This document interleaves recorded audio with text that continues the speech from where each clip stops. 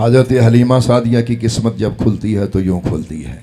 آپ کہتی ہیں کہ میں بچہ لینے کے لیے اپنے گھر سے باہر نکلی تو ہم 5 نفوس تھے، میں، میرا شوہر اور میرا دودھ پیتا بچہ، ایک اونٹنی جس سے ہم رستے میں دودھ لے سکتے تھے، اور ایک دراز گوش جس پہ ہم لوگ سوار تھے. تو حال یہ تھا کہ میرا وجود سوکھا ہوا، اور وہ قحط سالی کے ایام بھی تھے کچھ، تو کچھ بھی اچھا نہ تھا. مایوسیاں چھائی ہوئی تھیں، صحت خراب تھی، اونٹنی میں دودھ نہ تھا، دراز گوش کمزور تھا، اور میرا وجود بھی لاغر تھا. یعنی سواری کمزور، سوار کمزور، گھریلو حالات کمزور. قدرت کچھ اور کہنا چاہ رہی تھی کہ حلیمہ اب تیری کمزوریاں ختم ہونے والی، دیکھ اللہ تیرے ساتھ کیا کرنا چاہتا ہے.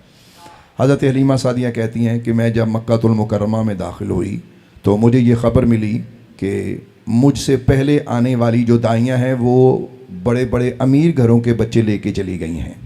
اب ایک ایسا بچہ ہے جو یتیم ہے، تو یہ ظاہر ہے کوئی بھی اگر دایا سنتی، چونکہ ان کو اس کام کے پیسے ملتے تھے، تو دل میں یہ خیال آتا تھا کہ بھئی اس کا تو باپ نہیں ہے، یہ ہمیں کیا دے گا، نعوذ باللہ استغفر اللہ. حالانکہ حضرت پاک بی بی آمنہ اور بعد میں جناب سیدنا عبد المطلب آپ کو نوازتے رہے.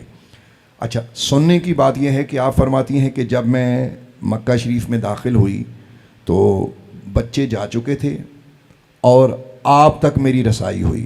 المختصر جیسے ہی میں نے حبیب خدا علیہ الصلاۃ والسلام کو اپنے سینے سے لگایا تو میرے سوکھے ہوئے وجود میں گویا کہ جان آ گئی. مطلب میرا وجود خشک تھا، اس میں اچانک دودھ اتر آیا، اور نبی کریم رؤوف الرحیم علیہ الصلاۃ والسلام نے اپنے بچپن شریف میں، یعنی اس وقت میں آپ نے صرف ایک ہی طرف سے اپنا دودھ نوش فرمایا اور دوسری طرف کے لیے اپنے بھائی کے لیے چھوڑ دیا. نبی پاک کا عدل اور انصاف دیکھو.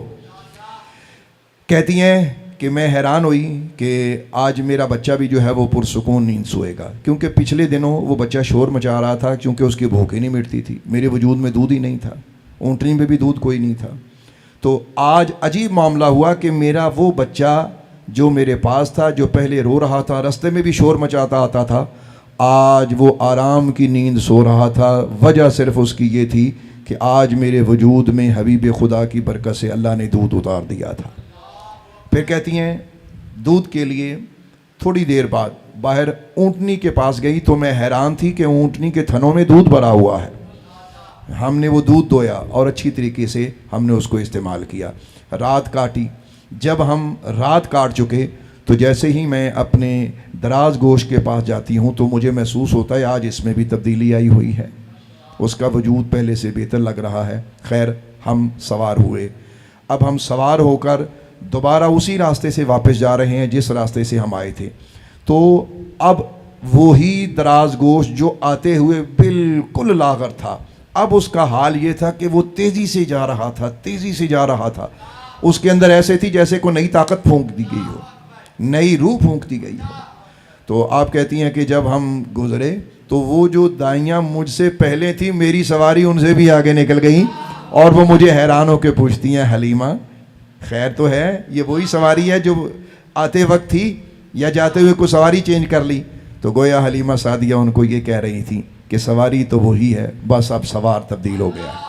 حضرت حلیمہ سعدیہ سرکار مدینہ کو علیہ الصلاۃ والسلام اپنے ساتھ لے جاتی ہیں.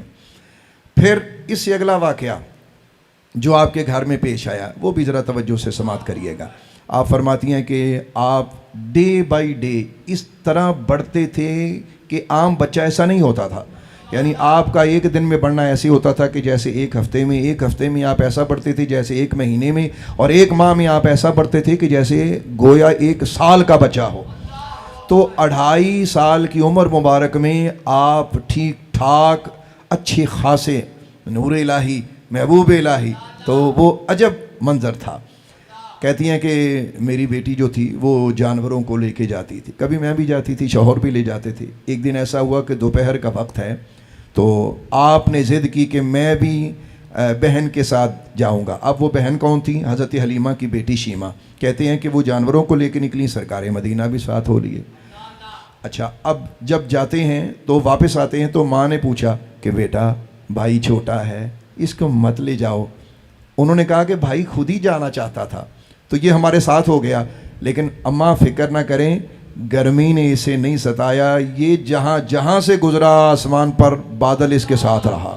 اگر یہ ٹھہرتا بادل ٹھہر جاتا، اگر یہ چلتا تو بادل چلتا رہتا، گویا بادل اس کے ساتھ ساتھ بندھا ہوا ہے۔ حضرت حلیمہ سعدیہ فرماتی ہیں کہ میری بچی نے مجھے یہ بات بتائی۔ کچھ دن بعد سرکار مدینہ علیہ الصلوۃ والسلام پھر اسی طرح جناب شیمہ کے ساتھ ان جانوروں کے ریوڑ کے ساتھ تشریف لے جاتے ہیں۔ اچانک جناب شیمہ گھر میں ہانپتی ہوئی، کانپتی ہوئی، بھاگتی ہوئی داخل ہوئی۔ اور انہوں نے کہا اماں بھائی کو ایسے ایسے کچھ عجیب لوگوں نے پکڑ لیا ہے اور اس کے پیٹ کو چاک کر رہے ہیں۔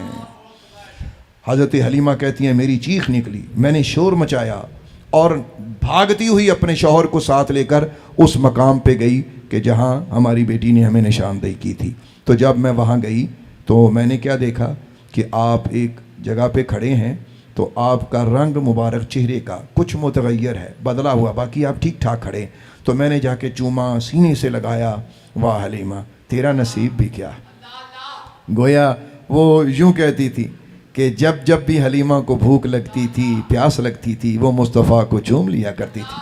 کیا کہنا اے حلیمہ۔ تو آپ فرماتی ہیں کہ میں نے سینے سے لگایا، چوما اور دیکھا کہ میرا بچہ ٹھیک ٹھاک ہے۔ تو میں نے پوچھا کہ بھئی تمہاری بہن نے مجھے یہ کہا۔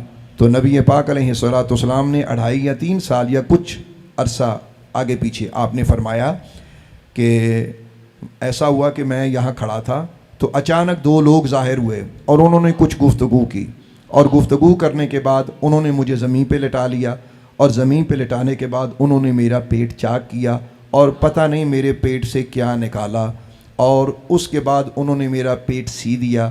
اب میں بالکل ٹھیک ہوں، مجھے کچھ بھی نہیں ہے۔ ایک بات رک کے ذرا بتائیے کہ اگر کسی کا پیٹ چاک کیا جائے خون نکلے گا نا؟ تاریخ میں دنیا میں کوئی بندہ ثابت نہیں کر سکتا کہ سرکار مدینہ علیہ السلام کے جسم اقدس سے خون بہا ہو۔ انشراح صدر کا بھی حالانکہ قصہ موجود ہے روایات میں، سرکار مدینہ کا سینہ مبارک کا چاک کیا جانا، اور جو لوگ مطالعہ کرتے ہیں انہیں پتہ ہے کہ کم از کم 3 مرتبہ آپ سرکار مدینہ علیہ الصلوۃ والسلام کا بطن مبارک یا انشراح صدر یہ واقعہ موجود ہے۔ تو آپ کہتی ہیں کہ میں نے اپنے شوہر سے مشورہ کیا کہ مجھے لگتا ہے بچے کے ساتھ کچھ عجیب معاملہ ہے، خدا نہ خواستہ اس پہ کسی چیز کا کوئی سایہ وایہ نہ ہو گیا ہو جو آج ہمارے دور میں ہوتا ہے۔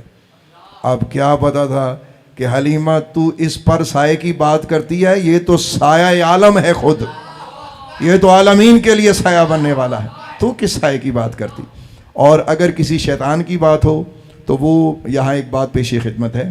بعض روایات میں آتا ہے کہ جب سرکار مدینہ علیہ الصلوۃ والسلام دنیا میں جلوہ گر ہوئے، آپ پنگھوڑے میں آرام فرما تھے، تو شیطان نے، ابلیس نے آ کر کوئی حرکت کرنا شروع کی۔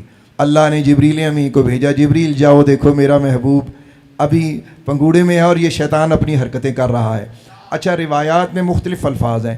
ایک روایت میں آتا ہے کہ حضرت جبریل امین نے آ کے صرف پھونک ماری، پتہ نہیں اب وہ پھونک کیسی ہوگی۔ کہتے ہیں کہ کئی ہزار کلومیٹر جو بھی سمجھ لیں آپ، وہاں جا کے شیطان گرا اور یوں سرکار مدینہ علیہ الصلوۃ والسلام کے قریب بھی اللہ نے پھٹکنے نہ دیا۔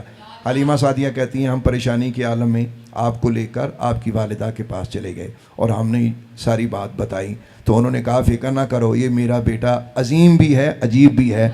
جب یہ پیدا ہوا تھا میں تو اس کی ولادت سے قبل ہی بڑی عجیب عجیب اور عظیم عظیم ہستیوں کا دیدار کر چکی ہوں، لہٰذا مت گھبراؤ کیونکہ اللہ نے میرے بیٹے کو عظیم اور عجیب پیدا فرمایا ہے۔